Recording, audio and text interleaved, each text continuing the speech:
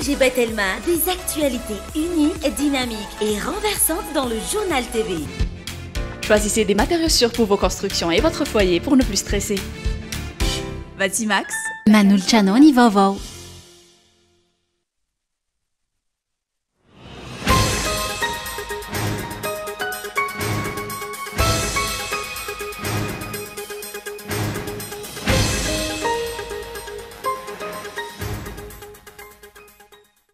Tsy misy fahamatorana eo amin'ny fitantanana ny firenena ireo nampindramina ny fahefana ka tsy mahagaga raha tsy mety mandroso tahaka izao i Madagasikara.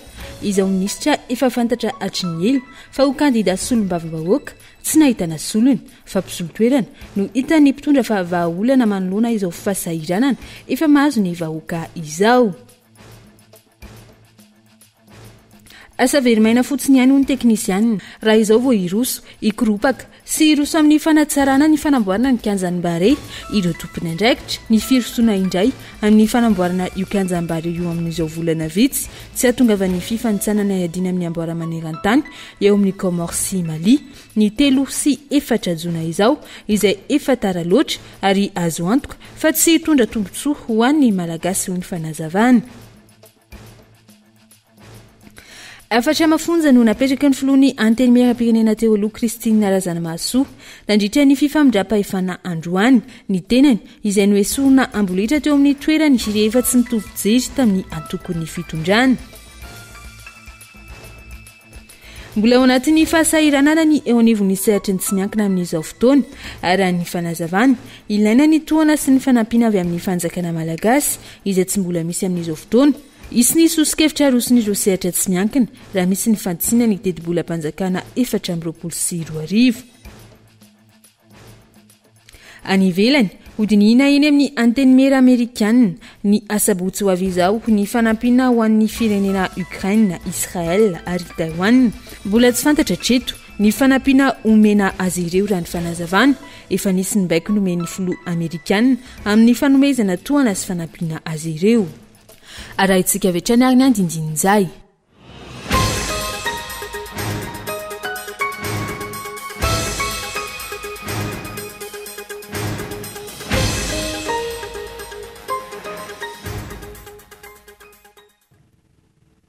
Falitavana amin'ny andreny tena fitomboka lasy tomboka avy amin'ny ity ary ny alakamisy 20 ny volana aprily taona 2024 ity aterina ny araba ary manasana ampitiavana anjony fampalalam-baovao tsy misy fahamatorana eo amin'ny fitantanana ny firenena ireo nampindramina ny fahefana ka tsy mahagaga raha tsy mety mandroso tahaka izao i Madagasikara.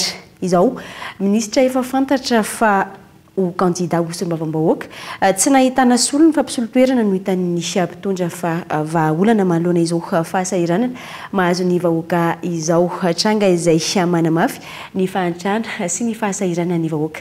Matoan-dahatsoratra onina saina mitavozavoza sa tsy mahita na tsy manana olona ny mpitondra ankehitriny io no fanontaniana an-tsain'ny mpanara-baovao raha vao nahita ilay dekré no raisy ny fiadidinan'ny repoblika nametraka minisitra mpisolo-toerana amin'ireo departemanta ministerialy misy 7 minisitra izay lasa nanao kandida ho solombavam-bahoaka. Firotsako fidiana izay tsy hoe vao omaly na afaka omaly fa efa fantatra amam-bolana maro mba tsy ilazana fa antaonany.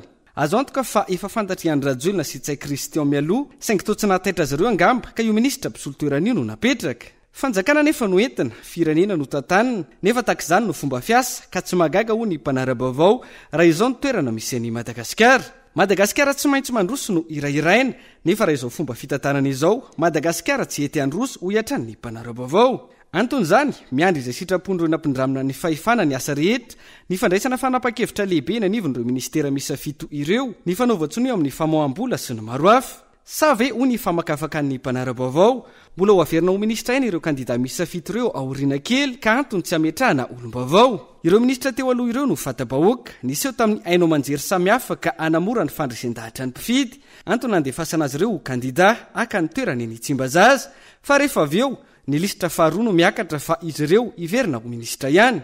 Tombatombana ihany ny an'ny mpanara-baovao fa ny azo antoka teteza mita aloha ireo departemanta ministerialy misy 7 ireo. Ankoatra izay isan'ny nanaitra tato anatin'ny 27 ihany koa ny fahitana ity lisitra filaharan'ireo kandida navoaka ny seny ity. Toa mifamadika ambony ambany nefa lisitra tsy ampianaran'olona 10 akory.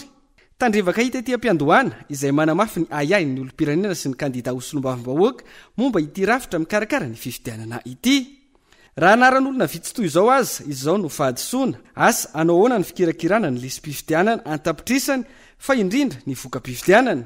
Fifidianana manakaiky vahoaka no sahanina fantatry ny fotony ny olona lany sy ny isam-bato azony ka asa izay ho fiatraikany raha misy tranga tahaka izao.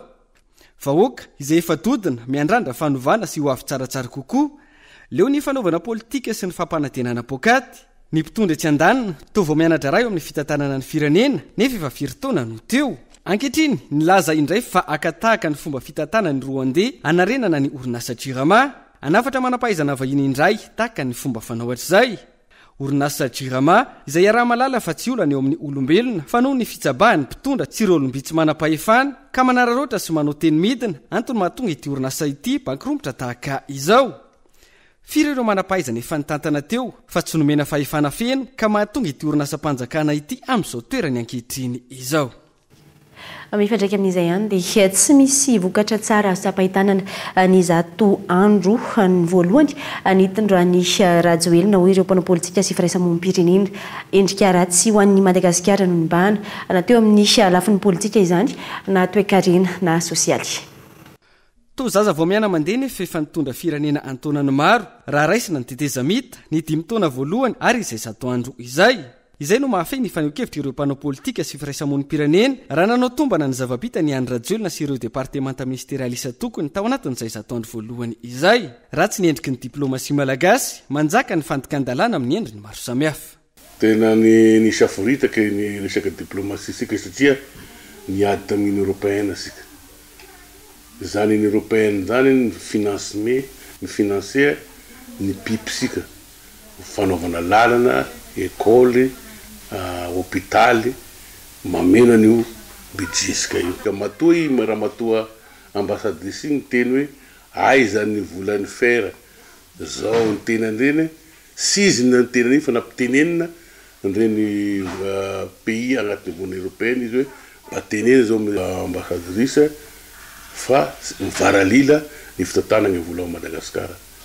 Tonga sika dia igny nataosika tena misy fetsaikany lehibe amin'ny Madagasikara reny nangatana fanasorana ny ambassadrice européenne reny sy mazava misy ny diplomasie sika ho akaiza sika ho amin'iza sika. Ho an'ny firaisamonim-pirenena andrakandrana no betsaka nefa firenena no tantanina ny eo tsy vita ny eo asesika ihany ka mahatonga ny fampitehany sehatra maro samihafa. Politika vonjy-tavanandro tsy misy vokatra azo tsapahitanana tao anatin'izay 100 andro izay ho ny collectif des citoyens et organisation citoyenne. Sahirana ary mesahirana foana ny vahoaka eo moa le resaka farim-piainana hita fa mitombo isan'andro ny vidin'entana hita fa tsy misy koa hoe fijery lavitrezaka mba hoe ampitony ny tontolo amin'ny resaka politika na amin'ny resaka sosiala na amin'ny resaka ekonomika tsy misy vahaolana hita mba hoe ampitombo na anatsara izay hoe farim-piainan'ny olo izay.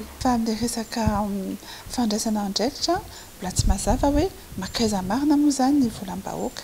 Fa eo koa moa zany hoe tsy misongadina mazava anatin'ilay teti-bolam-panjakana n'ity taona ity hoe inona tsara ny laham-pameana ary laham-pameana ho an'ny tombontsom-bahoaka ve ny ao. Tsy hita mazava hoe manahoana moa zany fanatsarana ny fahasalamana sahirantsika amin'ny resaka lalana na ty anatin'ny tanànan-dehibe na amin'ilay resaka hoe route nationale.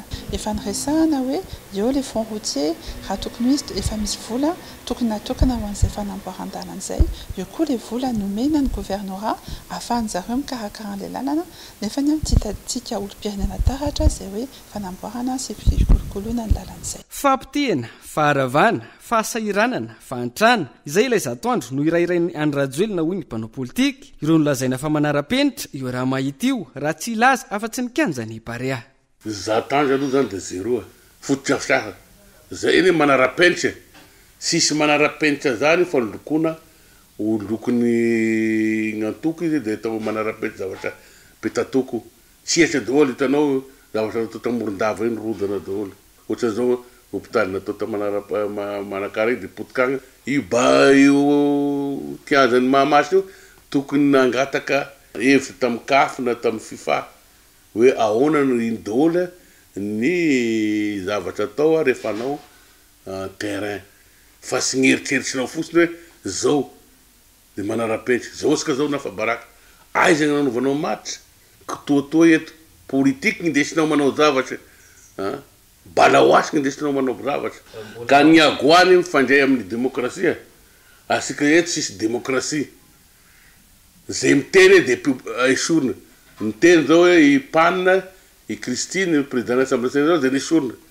miteny zao ny président Sénat nisorina miteny von'ny européenne nisorina zany sisy demokrasia eto sika zao sisy demokrasia fa le démocratie c'est Madagascar. Izao ny zava-bita sy ny zava-misy nefa feno ireo ministra teo anivon'ny gouvernemanta. Ankehitriny, ministra fito no nametra-pialana ary mpisolo-toerana no miandraikitra azy ireo. Ny azo antoka fampandehanan-draharaha service minimum indray aloha asa mandra-pahoviana. Ministra mpisolo-toerana izay tsy manana fahefana andray fanapa-kevitra lehibe na ilainy ny firenena azy. Araka izany, iantona mandritra ny fotoana tsy voafetra ny antota taratasy ilaina soniandro ministra tompo-toerana. Miantona sy mihazazo manaraka izay ihany koa ny raharaha-pirenena, mahatonga izao Madagasikara tsy mety mandroso izao. Araka ny fanatsidika teo dia asa verimaina fotsiny ihany. Hoy ny teknisianina raha izao vao iroso sy ikoropaka sy iroso amin'ny fanatsarana ny fanamboarana ny kianjan'ny bary ireo tompona andraikitra. Ny firosoana indray amin'ny fanamboarana io kianjan'ny bary io amin'izao volana vitsy tsy atongava ny fifanitsanana iadina ny amboara maneran-tany eo amin'ny Comores sy Mali ny 3 sy ny 4 jona izao izay efa tara loatra ary azo antoka fa tsy hitondra tombotsoa ny vahoaka malagasy hoatran'ny fanazavana. Daniela Minarso mitatry ny andinindiny izay. Teboka miisa 7 ny tatry ny fitsidian'ny CAF nolana amin'ny kianjan'ny Bare ka tsy nazony ity farany fahazondalana na homologation. Isan'izany ny aratsy ny gazon izay tsy manaraka ny fepetra takina amin'ireo kianjan'ny baolina kitra hanaovana lalao iraisam-pirenena, ny tsy fisian'ireo foto-drafitrasa ahafahana mandray ireo maratra na ireo marary avy eny an-kianja, ny tsy fisian'ny toerana voatokana ho an'ireo mpanao gazety hisarona ny lalao. Andro vitsy aty aoriany tsy fahazony homologation na tsy fahazondalana io. Mikoropaka manamboatra ny kianja indray amin'izao fotoana ireo tompon'andraikitra raha ny tazana teny amin'ny kianjan'ny Bare androany. Fikoropana izay tsy tondra ho aiza intsony ho ny teknisianina naneho ny heviny no izy tara loatra ka tsy tondra tombotsoa ny vahoaka malagasy. Ho antsika aloha efa nalala fa raha ohatra ka kianjan'ny Mahamasina namboarina tamina million de dollars maromaro ny eritreretintsika zavatra tsara, tsy hoe zavatra tsara fa zavatra tena anara-penitra tokoa. Fa antsika zao mahita tamin'ny fanomboana azy marobe ny publicité natao. Isy hôtely ao, isy food court, isy restaurant, isy an'izao ankehitriny le izy mbola tsisy zany andritra izay fotoana izay. Hitantsika zany fa ataoko hoe ao anatin'ny fahakifiana tanteraka ihany satria tena vola be tokoa ny lany tamin'ilay izy tsy mifanaraka amin'ny zavatra noeritreretana. Ankehitriny zany io zao ho ampiana zavatra marobe indray izay zavatra dia mbola vola mivoaka indray. Tsika angamba no an'izay mahay mitantana dia ny hoe efa tsy ao anatin'ny budget tsony ilay izy nefa tsy mitera-boka tsoa. Dikan'izany zany asa verimaina ilay izy. Tsy teny hoe rahantsika mahita zao misy ireny le bulletin marobe ireny mbola sisy mipetraka ilay izy efa mifankazada ny lokony. Misy ny lalana nandalovana cyclone saison anankiray dia rava marobe zany zavatra tahaka izany ary anatin'ny foto-drafitrasa hita hoe misy ihany ataoko hoe amehana sy tsy fahaizana mitantana ao anatin'ilay izy. Androany maro ireo mpitia baolina kitra, teknisianina, mpamakafaka ara-panatanjahantena na ny taniny mpanao gazety no tsy nentina aneo hevitra mikasika ity kianjan'ny Bare ity. Anton'izany hoy izy ireo ny endrika raha matahory ataon'ny mpitondra ankehitriny taorian'ny fanapa-kevitra noraisin'ny CAF farany teo iny. Fa mbola ao anaty fahasahiranana ny eo anivony sehatra tsy miankina amin'izao fotoana raha ny fanazavana ilaina ny tohana sy ny fanampiana avy amin'ny fanjakana malagasy izay tsy mbola misy amin'izao. Isy ny sosikevitra arosin'ireo sehatra tsy miankina raha misy ny fanitsina ny tetibolam-panjakana 420. Mbola maro ireo orinasa nitondra takatra taorian'ny valana retina COVID-19.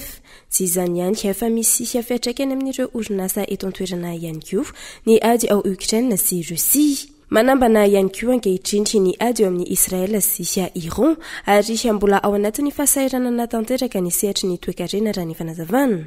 tokony isaraka izany sy ny fiara-miasa eo amin'ny sehatra tsy miankina sy ny fanjakana malagasy tsy maintsy manome foana ny tolokevitra avaty aminy satria ny tolokevitra avaty aminy dia mazava ho azy ny ahafahana hoe ahoana no ahafahana mampiasa vola bebe kokoa mba azahoana manana ataoko hoe tsena bebe kokoa sy ahafahana zany amin'izay fotoan'izay manampy ny kitapom-bolam-panjakana ohatra ny fanao isa-taona dia misy foana zany ireo ataoko hoe fangatahana avaty amin'ny sehatra ny industria mba hoentina zany mampiroborobo sy miaro ny industria atsika eto Madagasikara. Eo amin'ny lafin'izay dia ataoko hoe aty amin'ny fanamorana ny fampidirana ny reny akora izay miditra hoentina amokarana eto Madagasikara ireny dia eo anatiny ihany koa zany ny fanampiana aty amin'ny lafiny hoe rehefa mampiditra ny milina zay sy ny fitaovana ampiasaina inona ny fanampiana mety mbola ho tohizan'ny fanjakana omena ary ampino ny fanjakana amin'ny zavatra efa misy amin'izao fotoana aty amin'ny resaka herinaratra ihany koa moa tsy tantaratra ao anatiny nisy alalàna mifeny tetim-bolam-panjakana 420 ny fanampiana ny sehatra tsy miankina raha ny fanazavana misy hatrany sosikevitra arosiny ny sehatra tsy miankina amin'ny fanatsarana ny fiaraha-miasa eo amin'ny fanjakana sy ny sehatra tsy miankina raha misy ny fantsiana ny tetim-bolam-panjakana 420 mois fiscaux dia misy foana isa-taona azoko lazaina hoe zavatra araky ny tokony ho izy foana reny satria ny fijerin'ny administration fiscale tsy ho ary mitovy foana amin'ny fijerin'ny entreprise ny dikan'izay zany dia tsy maintsy misy ny fanakalozan-kevitra ary io moa araky ny lalàna dia mazava ho azy fa misy foana ny atanatana tohatra zany zay andehanana satria mandeha hatraty amin'ny contrôle dia avy eo amin'izay misy ny débat dia misy ndray ny notification primaire dia mbola miverina indray misy ny débat zay vao tonga hatrany amin'ny sehatra farany hoe mety misy zany tsy fankazahoana dia mety miakatra hatrany amin'ny conseil d'état fa raha ny azo lazaina aloha dia iainanay mazana ny redressement fiscaux ary raha ny etahitanay moa dia ny hoe tsy dia asiana loatra zany le harcèlement fiscal le izy fa mba mizotra araky ny tokony ho izy ny harcèlement aloha azoko lazaina hoe tato anatin'ny taona vitsivitsy zay efa tsy dia tena hoe enjana intsony na dia ataoko hoe mbola misy any ara le izy any amina faritra vitsivitsy mbola misy hatrany any koa nisy erisetra araketra mianjady amin'ireo orinasa tsy miankina raha ny fanazavana ny sehatra tsy miankina izay efa anatin'ny fahasairana na lalina ankehitriny noho ny olana eo amin'ny angovo ny lalana ka anaran'izy ireo fa ny fitondram-panjakana manoloana ity olana ity amin'ny editra raha ny fanajajina natao ihany koa tsy ny orinasa lehibe ihany no miana ity olana ny etra ity fa eo ihany koa ireo orinasa majinika sy salatsalany ireo mpivarotra maro samihafa toy ny kankairy mpivarokena sy ny maro hafa iarany fakana vola amin'ny endriny maro samihafa anaovan'ny fitondram-panjakana sy ny tompon'andraikitra isa tokony midina akavola amin'ny endriny maro samihafa amin'izao fotoana izao Mangasika ny fifidianana dia mampana ireo mpisehatra ara-politika fa indrindra amin'izao akatoko ny fifidianana solombavam-bahoaka izao so misy kajikajy politika ao ambadika ireny fanendrehana sy ny fanesorana ireo lehiben'ny district sy ny préfet izay efa mahery ny 20 tao anatin'ny iray volana izay ny préfet sy ny lehiben'ny district izay voararan'ny lalàna ny manatateraka fampelezan-kevitra ka tokony anara-maso izany ny vahoaka tsirairay Henri Florian tsikaritra tatoato fa lasa fomba fonao ny fanesorana sy ny fanendrena ireo lehiben'ny distrika sy ny préfet any amin'ireo distrika sasany eto Madagasikara mandritra ny filan-kevitry ny ministra raha ny tsikaritra tao anatin'ny iray volana lasa izay sy ny andro obaly efa mahery ny 20 ireo fanendrena sy ny fanesorana ireo solotenam-panjakana eny fotony araky ny fepetra ny filan-kevitry ny ministra isan-kerinandro mampametra-panontaniana ary to lasa kilalaon-jaza mihitsy io fanendrena sy fanesorana io raha ny fanehoan-kevitra ireo mpanao politika nanaovana fanadidina tamin'ity androany ity amin'ny ankapobeny moa zany ny anjara asan'ny reny olom-panjakana eny reny dia misahana ny asa amin'ny ankapobeny ny solotenan'ny fanjakana isan'ny tokony andraikitra ihany koa amin'ny raharaham-pifidianana satria mandray anjara amin'ny fitantanana ny filaminana izy mandray anjara ihany koa amin'ny fitantanana ny mpiasa-panjakana eny fotony eo indrindra no mipetraka ny fanontaniana hoe mpiasa-panjakana ho tendrena haneritery ny madinika ve izy ireny sa mpiasa-panjakana tena irana natanteraka ny asany ary avela hanao ny asany araky ny lalàna fa ny tena mampiay indrindra moa zany fanimpanarabavao dia hoe mety anao ny ataony indray ve ny mpitondra ankehitriny zany hoe haneritery na anao raha matahora ny mpiasam-panjakana na mpiasam-bahoaka eny fotony mba anao zay apalany ny candidat zay misolo-tena ny fanjakana. Tsy tokony aneritery ireo mpiasam-panjakana tsy ireo lehibe ny fokotany mba hampandany ireo lazaina fa candidat-mpanjakana ireo lehibe ny distrika sy ny préfet raha ny fanazavana trany ary azony rehetra atao ihany koa ny mitoroka azy ireo araka ny lalàna raha misy trangan-javatra tahaka izany. Raha ny lalàna aloha dia ny chef district na ny préfet dia tsy mahazo manao propagande satria voarana ny lalàna mihitsy zay lalàm-pifidianana 2024 tamin'ny volana avril 2024 dia mandara ny mpiasa mpanjakana eny fotony hanao propagande ho ana candidat anankiray zany hoe raha mitranga zany zay dia tokony itory ny candidat na itory ny olona mahita an'izay ary azony atao zany satria tsy azo atao tsy ara-dalàna ary tsy azo ekena mihitsy ihany koa raha ny hoe chef district na préfet no anao propagande na anery olona ifidy candidat zay araky ny eritreretiny fa tsy démocratie tsony zany fa lasa fanendrena olona no atao efa mihoatra ny 20 isa raha ny kajikady tsotrotra natao araka izany ny famindran-toerana sy ny fanendrena ireo lehibe ny distrika sy ny préfet tao anatin'ny iray volana lasa izay fomba izay mampaimboetra mpanontaniana raha ny nambaran'ireo mpanao politika hatrany. Afatra mafonja no napetraky ny filohan'ny anteny miara-pirenena teo aloha Christine Razanamaso nandritra ny fifamindram-pahefana androany ny tenany izay nesorina amboletra teo amin'ny toerany rehefa tsy nitovy fijery tamin'ny tokony fitondrana tsy mahafaty ny mandevitra raha aso ny firenena hoy ny teniny raha ry zava-dehibe ny fitandrona ny fahamarinana. Tsy mahafaty ny fandefirana ho an'ny firenena. Io no isan'ny afatra mafonja navelan'ny filohan'ny anteny miara-pirenena teo aloha Christine Razanamaso izay noesorina amboletra teo amin'ny toerany rehefa tsy nitovy fomba fijery tamin'ny antokony isy azy intsony. Itoerana ifandiliasana fa izay mahay manaja azy no mahafeno ny hasiny zany asa izany sy ity andry mpanjakana ity. Ny andro mpanjakana ny anteny miara-pirenena dia andro mpanjakana hany anisan'ny petrahany fitokisany rehetra satria teto amintsika ny anteny miara-pirenena tena nandratra avy mandrakariva ny fanajana ny atao hoe maro anisa.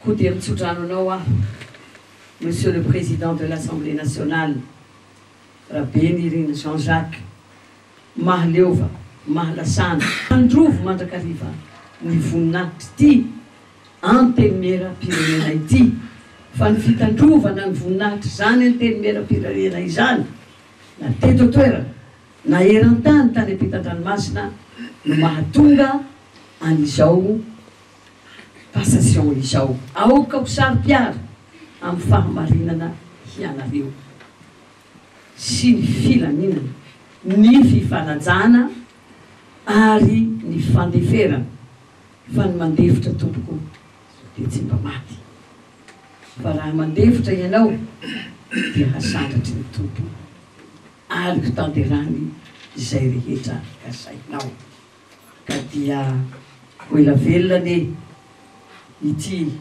anteny miara-pirenena malalatsika ity.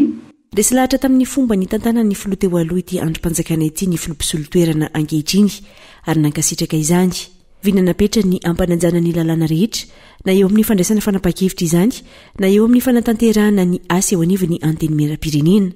Niara-ny asa isika nandritra n'izay 5 taona latsaka 2 volana angambany raha tsy diso ny kadikady tsotsotra zay ataoko nandritra n'izay fotoana izay niara-ny asa teto isika ary saiko ny milaza Ramatofilo fa tao anaty ny fifanajana tanteraka tao anaty ny fifankatiavana tao anaty ny firahalahina ary fifampihenona mandrakariva ny zavatra miainantsika teto ny fomba ny tantananao an'ity antemera-pirenena ity na teo anivo ny fivorintsika birao maharitra zany na teo anivony conférence de président na teo anivony première na ny fivoriana itambarambe izany. Maromaro ny vehivavy sahy mandray andraikitra toy izay eto anivony ty androm-panjakana ity, eto anivony firenena mihitsy ara,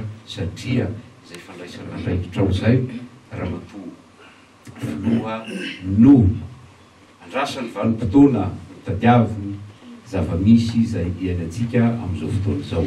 Tsy aivina, isan'ireo nijoro anelanelana manoloana ny savorivory teto amin'ny firenena, talohan'ny nirotsoana tamin'ny fividianana filoham-pirenena ny filohan'ny antenimieram-pirenena teo aloha, izay isan'ny taky ny fifampirisahana trany ihany koa. Nisy ny fanambarana samihafa avy amin'ny antokony isy azy nandritra izany, izay nilazana fa nandray fanapa-kevitra tsy ny fampidiniana niaraka tamin'ny antoko ity filohan'ny antenimieram-pirenena ity, ary ny afara tamin'ny fanesorana azy tsy ao anatin'ny antoko mihitsy izany. Tamin'ny taona lasa noroan'ny TGV tsy ho mpikambana intsony ity filohan'ny androm-panjakana ity noho ny filazana ny zava-misy tao anatin'izay rehetra izay tsy niemitra tamin'ny hevitra nijoroany ity filohan'ny androm-panjakana ity. Nilaza ny olana iteto amin'ny firenena sy ny fahasahiranam-bahoaka. Vokatra izay nanoho ny fandikan-dalan'ny IRD ary nilaza fa tsy manaja ny pifehezan'ny antoko irazana maso Kristina, antoko izay efa nandroaka azy tamin'ny taona lasa. Tsy nihoatra ny 420 rakory vitan'izao fitondrana izao sy ny mparay-petsapetsa aminy ny nanaisitra azy tsy ho filohan'ny antenimieram-pirenena sy tsy ho solombavam-bahoaka intsony. Nandefitra ho an'ny tombotsoan'ny maro anisan'ny tena andranona ambarany. Araka izany, totozandroany teny amin'ny antenimieram-pirenena ny fifamindra-pahefana teo aminy sy ny filoha mpisolo-toerana. Ny fanjakana nosakana amin'ny fanamafisana amin'ny ady amin'ny kolikoly hoy ny komity mitandro ny fahitsiana androany. Nandritry ny tatry ny asa vita ny taona 2024 manaprofo izay ny tsy fandraisana anjara mavitriky ny fanjakana hatrizay tamin'ny famolavolana ny paikady-pirenena momba ny ady amin'ny kolikoly. Antony ny tanana ny fanjakana andray anjara mavitrika ho an'ny paikady-pirenena vaovao izay tokony ampifantarina ara-pomba ofisialy ny 6 desambra 2024 izao. Ivy Richard. Tomponantoka amin'ny tsy fahombiazan'ny ady amin'ny kolikoly amin'izao fotoana ny fanjakana hoy ny filohan'ny CSI na ny komity mitandro ny fahitsiana raha andraikitry ny rehetra ny ady amin'ny kolikoly. Ny fanjakana tokony ho modely sy fitaratra anatin'ny fanamafisan'ny ady no miaotra ka tsy mandray ny andraikitra tandrify azy. Fanjakana reny tena tsy miadere amin'ilay paikady ankehitriny. Matoa izy tsy miasa aingana amin'ny fampiarana ny lalàna izay laniny. Efa irahantsika nahita fa roa taona voalany ny lalàna mikasika ny recouvrement des avoirs, c'est que tsy tafavoaka iny raha tao amin'ny parlement fa tsy maintsy natao ordonnance présidentielle dia avy eo nefany dia ela be vao mivoaka ny décret, ela be vao mivoaka ny budget sy ny ohatran'izany. Donc c'est une chose d'adopter les lois et les décrets, c'est une autre d'opérationnaliser la lutte contre la corruption. Ary ny zay moa si organe de répression tsy manana fahefana hanao décret, tsy manana fahefana hanao lalàna. Izy kio nisakana amin'ny zavatra be dia be ho resahantsika efa nyresahantsika teto ny resaka autorisation de poursuite. Ary zara dia manao antso avy hoe tokony esorina ny mise en accusation au niveau du parlement ou en haute cour de justice. Ka mila nireo izay manao décret sy manao lalàna andray anjara amin'izay zavatra izay. Na izany na tsy izany, miroso ny fambolavolanana ny paikady-pirenena vaovao momba ny ady amin'ny kolikoly hoy ny filohan'ny komity mitandro ny fahitsiana androany nandritra ny tatitra ny asa vitany taona 2024. Mizara telo mazava ny asa ka ny 6 desambra ho avy zao ny fanamby ampahafantarina rapomba ofisialy ny paikady-pirenena. Saika hoe trimestriel zany le izy avril, mai, juin resaka évaluation, diagnostic ahitana hoe sao dia tsy mitovy hevitra aminay CSI ny hafa nareo rehetrarehetra amin'ny hoe inona ny tokony action prioritaire amin'ny stratégie vaovao. Ny deuxième phase dia ny consultation mikasika ny ataontsika hoe les grandes lignes zany izay proposé ary consultation régionale eraky Madagasikara amin'ny juillet, août, septembre. Ary farany dia ny resaka famolavolana sy ny validation nationale ary présentation au conseil des ministres mba ho approuvé ny fanjakana fitondrana ilay paikady vaovao. Isan'ny fanambina apetraky ny CSI ihany koa ho an'ny taona 2024 ny fametrahana komisiona ad hoc hisahana ny fandraisana talia jeneraly ny Bianco vaovao ireo mpikambany PAK ao Mahajanga ny fametrahana ny PAK na ny tendrom-pitsarana misahana ny ady amin'ny kolikoly ao Fianaratsoa farany ny fametrahana paikady entitra anadiovana ny kolikoly eny anivon'ny seranam-piaramanidina izay atomboka eto Antananarivo. Iny ihany koa ny antsika misety vetivety tsy ao anaty dokam-barotra fohy ao aorian'izay ny tapany faharoa ny fampahalalam-baovao.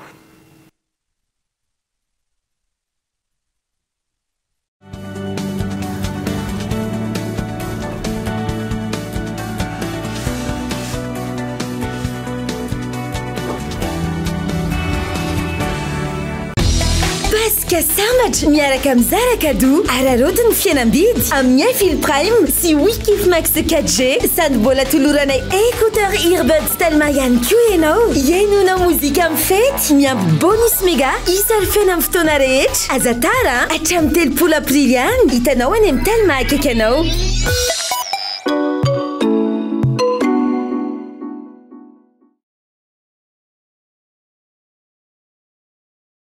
Répète dans mon cœur. Debout, debout, debout, debout. Arrête-toi.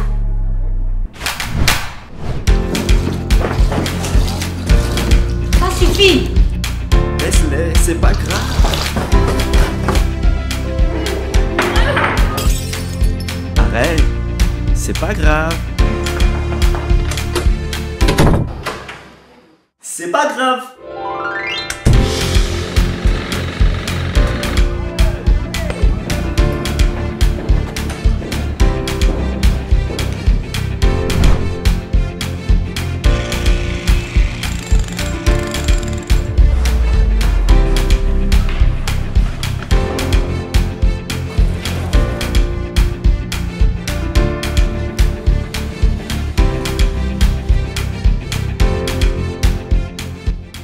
Choisissez des matériaux sûrs pour vos constructions et votre foyer pour ne plus stresser. Batimax, la qualité au meilleur prix.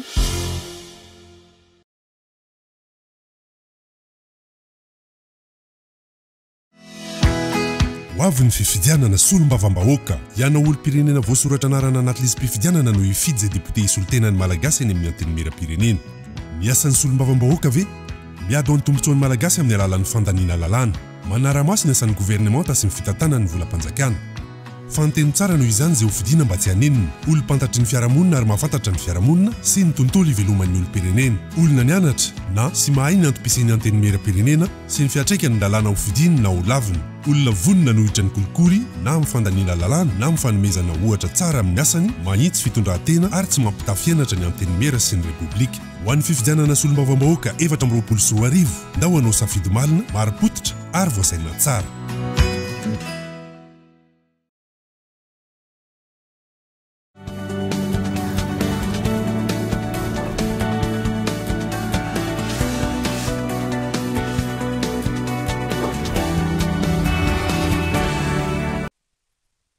Taverna somatsara tao anatin'ny tapany faharoa ny fampahalalam-baovao mamerina ny arabo ary manasanao hatrany anaraka.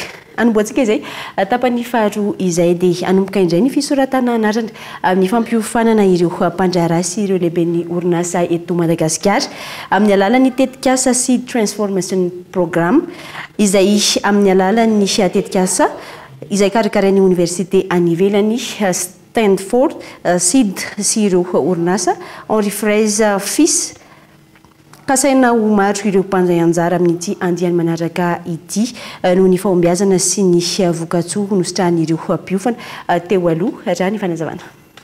Manamafy ny fiaraha-miasa amin'ny alalan'ny fanatanterahana ny tetikasa Seed Transformation Programme ny orinasa Henri Fraise Fils and Compagnie sy ny eo anivon'ny Stanford Seed amin'izao fotoana izao. Isan'ny tanjony tetikasa ny fanomezana fampiofanana ireo lehibe sy mpitarika ambony eny anivon'ireo orinasa eto Madagasikara amin'ny fahaiza-mitarika fa eo ihany koa ny lafiny fampandrosoana ny orinasa raha ny fanazavana. Io tetikasa resanao io zany fampiofanana ny lehibeana orinasa matetika tompony indraindray koa mpiasa zay te hitondra lavidavitra kokoa ny ekipany dia ampisondrotra le orinasa ampihitatra ny ambainday ny asa taony dia natao hoan'ny orinasa atonony abeany mandrapatonga ny lehibe dia ny tena tanjona dia ny atonga ny le orinasa miroborobo ivelatra eto Madagasikara raha azo atao koa ivelatra eran'ny Afrika sy eran'izao tontolo izao. Ny naharisika anah aloha dia satria ny orinasa izay ho anay manokana le orinasa efa nihoatra ny 5 taona tamin'ny fotoana nidiranay tao anatin'io fiofanana io dia ny sehatra misy anay koa amin'ny teknôlôjia zany miova tena matetika mihitsy ny ao anatin'ny herintaona ianao dia efa miova daholo rehetrarehetra dia nily zay fanampiana ivelany anampinay heritreritra hoe inona indray ny lalana inona indray nitetika manaraka zay tokony atao dia le fiofanana tena namaly an'izay satria voalohany manampy anao hemitra kely dia andinika ivelany dia hijery hoe inona indray nitetika ady manaraka. Tombontsoa maro araka izany nositran'ireo mpiofana amin'ny alalany ditetika asa ity raha ny nambaran'ireo mpiofana teo aloha hatrany. Misy kosa nefa ny fepetra sy ny masitsivana ho an'ireo izay maniry ny hisitraka ity fampiofanana any ivelan'ny Madagasikara ity. Araka ny voalazandroany nandritra n'le famelabelan-kevitra teo dia tokony manana voalohany aloha zany dia tokony mpandrara ianao zany no mitondra le orinasa dia avy eo ihany koa ny vola miditra amin'le orinasa zany entre ny 300 000 ka hatramin'ny 15 millions de dollars zay zany no angatahan zareo hoe mba efa azo atao hoe orinasa efa mipetraka efa mivoatra no afaka miditra zany ao anatin'izy izany hoe ho ampiana mba hivoatra kokoa fa tsy hoe vao orinasa vao nanomboka fa orinasa efa manana ekipa mipetraka orinasa efa mandrara nandritra ny taona vitsivitsy dia manana an'izay fidiram-bola izay. Ao anatin'ny 10 volana ny faharetan'ny fampiofanana izay ahitana ireo mpandrara maneran-tany raha ny fanazavana hatrany. Efa manomboka ihany koa ny fisoratana anarana ho an'ireo izay maniry ny hisitraka izany fampiofanana any ivelany izany. Ankilany, totosa androany teny anosy ny atrikasa fifanakalozana teo amin'ireo andihany teo aloha sy ireo andihany manaraka mikasika ity tetikasa ity. Ampifantarina ihany koa fa 10 minitra monja no ahafahana manokatra compte vola amin'ireo laharana rehetra tsy akanavaka toa ny 032 sy ny 033 ary ny maro hafa manomboka izao miaraka amin'ny vola fo no amoraina ny fahafahana misitraka ireo tolotra isan-karazany amin'ny vola anatin'ny super app. Afaka manokatra compte vola avokoa manomboka izao ireo laharana rehetra tsy ankanavaka 032 033 034 037 ary 038 taorian'ny fanavaozana izay nataony vola anatin'ny fankalazana ny fa 14 taona ny foronany vola amin'ity taona 2024 ity ary mivelatra ho amin'ny rehetra trany ireo tolotra ahafahana manamora ny fiainana amin'ny andavanandro. Amin'izao fotoana misokatra ho an'ny rehetra ny vola fo. Ny fanaovana ny fanokafana ny compte vola dia tsotra. Manao nareo téléchargement ny application vola amin'ny Google Play na Apple Store dia manao ny souscription mampiditra ny laharana na 032 na 33 37 34 38 dia alaina sary ny karapanondro na pièce d'identité anankiray dia mampiditra ny mombamomba anareo dia midéfinir code secret 4 chiffres dia misokatra ny compte vola antsika moa zany. Manomboka eo dia afaka misitraka ireo tolotra vola izay efa misy ireo client vavao izay misafidy any vola zany hoe ny dépôt sy ny retrait manerana an'ireo cash point-nay izay anisan'ny réseau lehibe indrindra eto Madagasikara. Isan'ny mampiavaka ny vokatra avy amin'ny vola ny fanamorana tran'ny tolotra. Andalana amin'ny fanamorana izatolotra izany ho an'ny rehetra tsy mampiasa finday Android ny tambazotra amin'izao fotoana. Ny anton'le fisikafana dia satria zany ny ataoko amin'ny teny frantsay ny mission any vola dia ny anome fahafana ho an'ireo malagasy rehetra mihitsy iaho ninona laharana 032 33 34 ninona laharana misitraka an'ireo service ny vola zay le antony lehibe indrindra nanokafanay ny fahafana mazo vola zany fa tsy hoe numéro 34 sy 38 intsony fotsiny. Amin'izao tsika amin'ny teny izao aloha zany dia ireo laharana 034 laharana 034 038 no raisina dia 13 millions nisan'ireo client iombonanay amin'ny telma amin'izao zany. Afaka ataony mampiasa ny M-vola fo anatin'ny super app ho an'ny rehetra.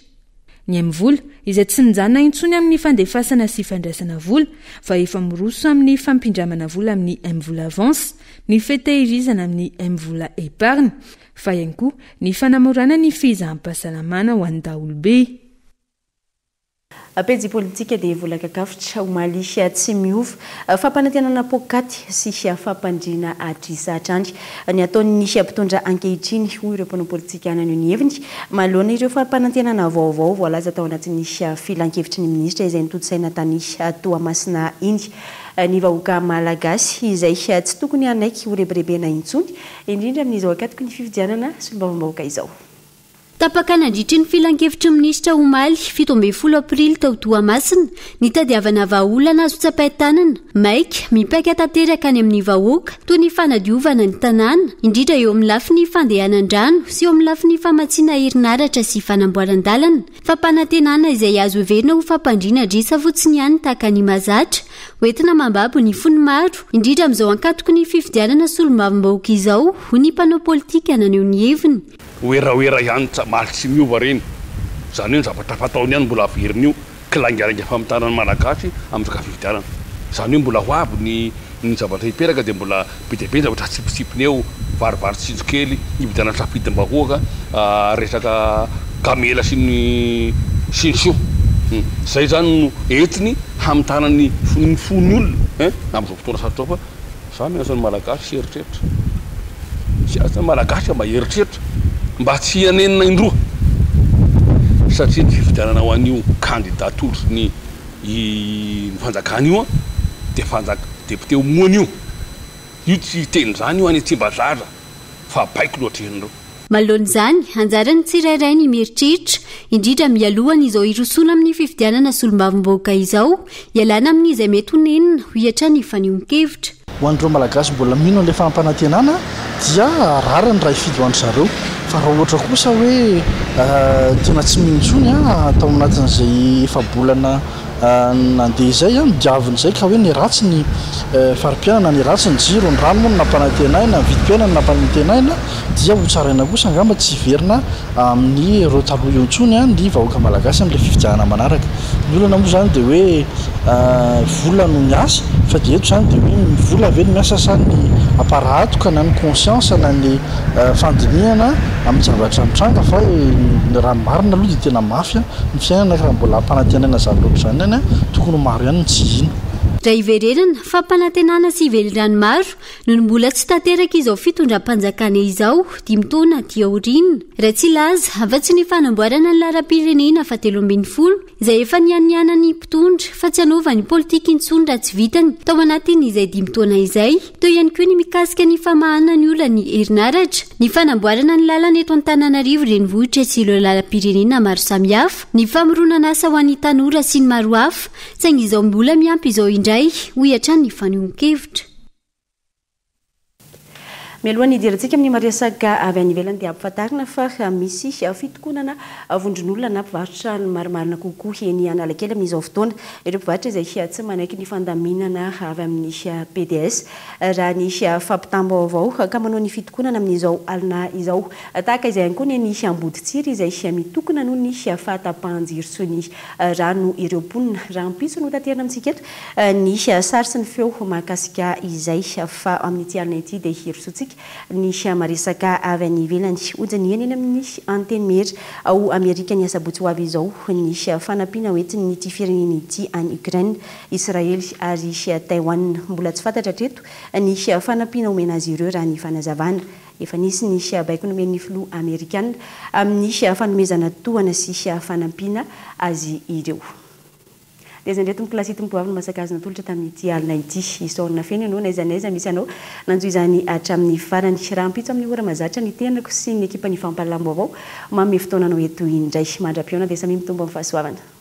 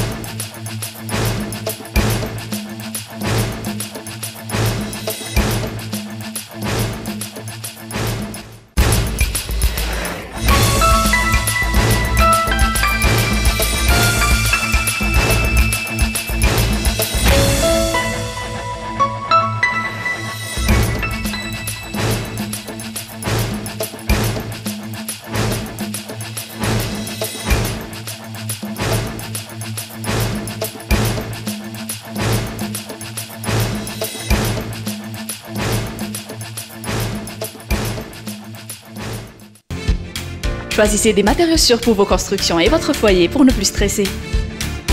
Vatimax vous a présenté Mivabo. 5G Batelma, des actualités uniques, dynamiques et renversantes dans le journal TV.